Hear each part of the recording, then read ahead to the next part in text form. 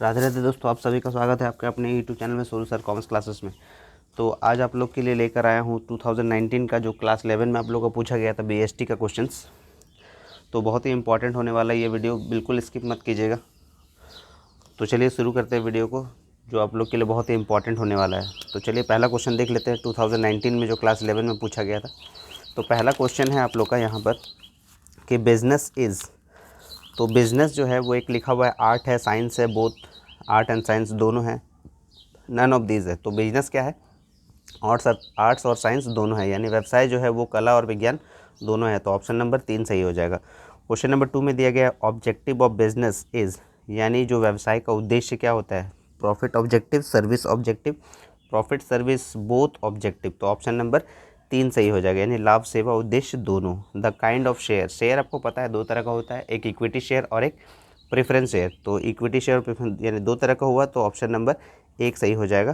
Question number 4 में दिया गया है कि which of the board categories of industries cover oil refinery and sugar mills. तो ये जो है ये सेकेंडरी में आता है, यानी द्वितीयक कैटेगरी में आता है ऑयल रिफाइनरी और शुगर मिल्स का। ठीक है, ऑप्शन नंबर 2 में आ जाएगा। ऑप्शन नंबर 2 यहाँ पर सही हो जाएगा।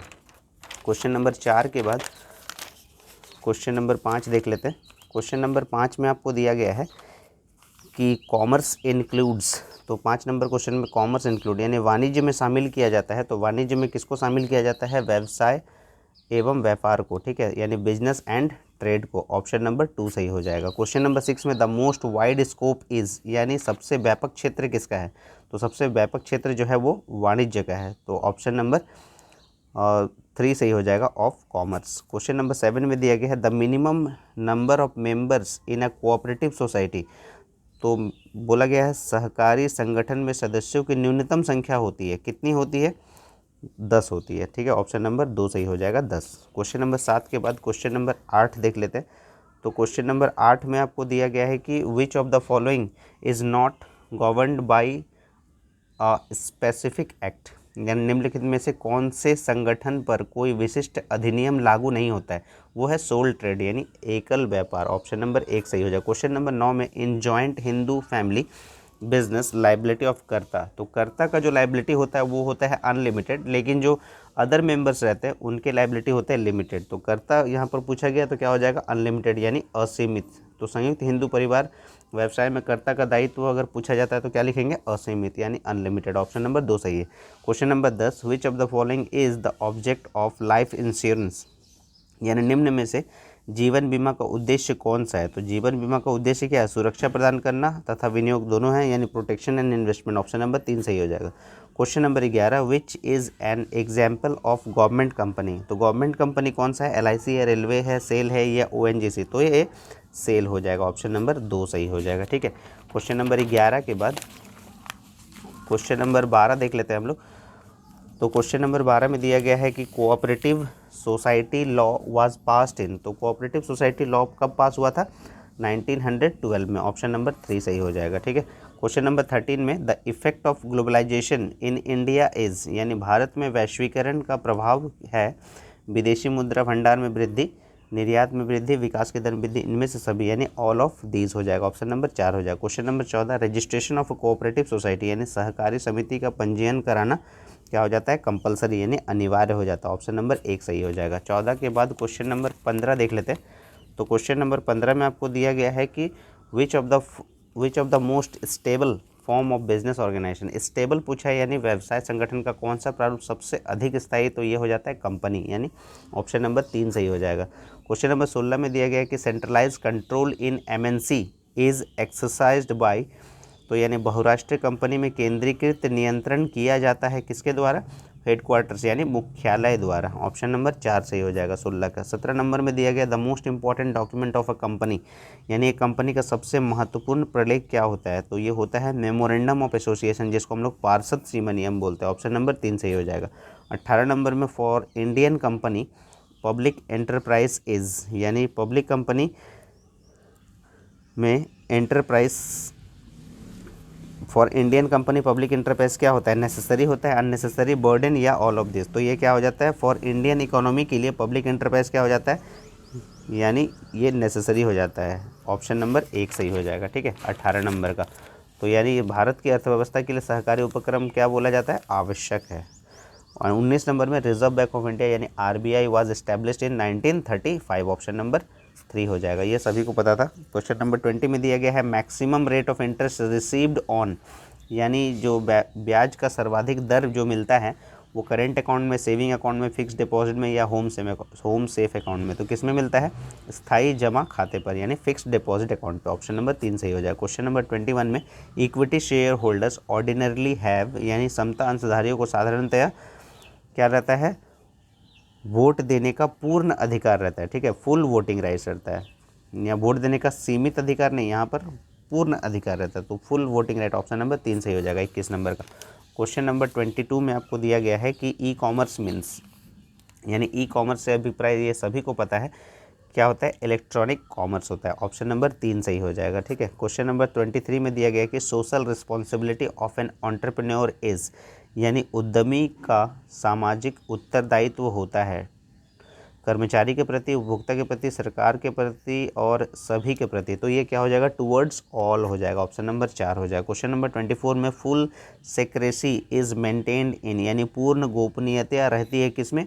प्राइवेट एंटरप्राइज में यानी निजी उपक्रम में। ऑप्शन नंबर 1 हो जाएगा 24 का। 25 नंबर में speed post service started in India, ये speed post service started in India कब हुआ था? 1986 में। याद रखिएगा, बहुत ही इंपॉर्टेंट सवाल है ये। 25 नंबर। 26 नंबर में आपको पूछा गया कि shareholders of a company are, यानी जो शेयर होल्डर्स होते हैं कंपनी के वो कौन होते हैं? स्वामी, ऋणदाता, देनदार, इनमें से कोई नहीं। तो कंपनी के अंशधारी क्या होते हैं? स्वामी यानी ओनर्स होते हैं। ऑप्शन नंबर 1 सही हो जाएगा। 27 नंबर में the best suitable account for salaried person के लिए, यानी वेतनभोगी व्यक्ति के लिए सबसे उपयुक्त खाता कौन सा है? वो हो जाता है सेविंग अकाउंट हो जाता है। ठीक है, ऑप्शन नंबर 1 हो जाएगा। क्वेश्चन नंबर 28 में risk is the result of, यानी जोखिम डैश का परिणाम है। तो जोखिम जो है वो निश्चितता का परिणाम है यानी सर्टेनिटीज़ का। ऑप्शन नंबर 1 हो जाएगा। क्वेश्चन नंबर 29 देख लेते हैं क्या लिखा हुआ है।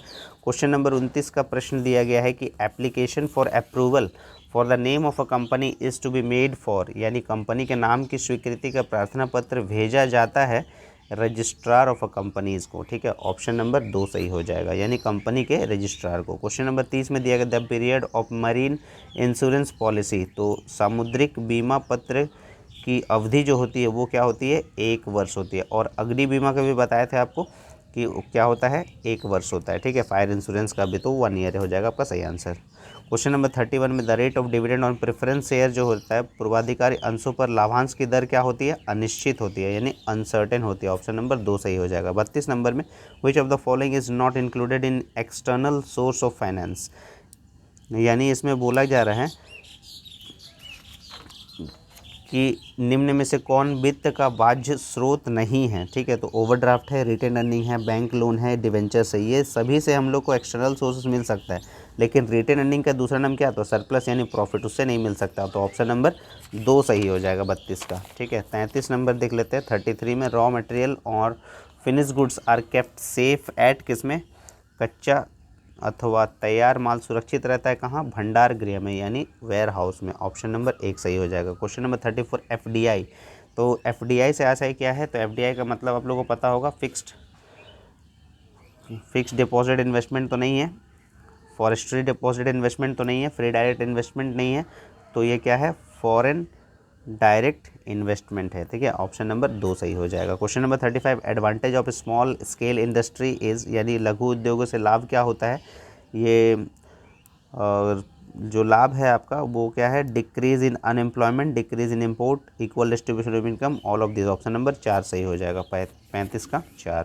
36 नंबर में अ रिटेलर सेल गुड्स, यानी फुटकर व्यापारी माल बेचता है, किसको बेचता है? कंज्यूमर को यानी उपभोक्ता को बेचता है। ऑप्शन नंबर 1 सही हो जाएगा। 37 number redemption is used for, यानी शोधन शब्द का प्रयोग किया जाता है किसके लिए? प्रेफरेंस शेयर और डिवेंचर दोनों के लिए। तो ये ऑप्शन नंबर 4 हो जाएगा, बोथ 1 एंड 2। इक्विटी के लिए नहीं यूज़ किया जाता है। 38 नंबर में maximum investment limit for small enterprises in manufacturing sector, तो ये निर्माण क्षेत्र में लघु स्तरीय उपक्रमों का अधिकतम विनियोग सीमा क्या है? 5 करोड़ रुपए है। ठीक है, ऑप्शन नंबर 3 याद रखिएगा इसको। Question number 39, departmental store is most suitable for, किसके लिए है विभागीय भंडार सबसे अधिक उपयोग, धनी वर्ग के लिए यानी रिच क्लास के लिए। ऑप्शन नंबर 1 सही हो जाएगा 39 का। अब देख लेते हैं क्वेश्चन नंबर 40। तो क्वेश्चन नंबर 40 में आपको दिया गया है कि government support to small industries is provided through, यानी लघु उद्योगों को सरकारी सहायता प्रदान की जाती है सब्सिडीज़ देकर, मतलब रियायत देकर, ग्रांट्स यानी अनुदान देकर, प्रोत्साहन देकर, इंसेंटिव्स, और ऑल ऑफ दिस। तो क्या हो जाएगा all of this, option number 4 सही हो जाएगा। 41 number, foreign trade creates among to countries, यानी विदेशी व्यापार दो देशों के बीच उत्पन्न करता है क्या, कोऑपरेशन यानी सहयोग। ऑप्शन नंबर 2 सही हो जाएगा।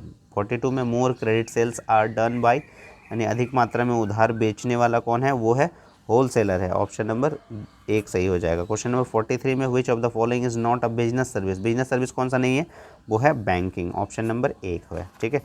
43 के बाद हम लोग देख लेते हैं क्वेश्चन नंबर 44 में क्या दिया गया है, mates receipt is issued by, यानी मेट्स रसीद निर्गमित करता है कौन, जहाज का कप्तान यानी captain of ship. Option number 1 सही हो जाएगा। 45 इंडेंट इज, यानी इंडेंट क्या होता है, ये इंडेंट जो होता है वो रिटन वर्बल बोथ और नन ऑफ दिस, तो ये क्या हो जाता है रिटन हो जाता है, यानी लिखित यानी रिटन हो जाएगा इंडेंट।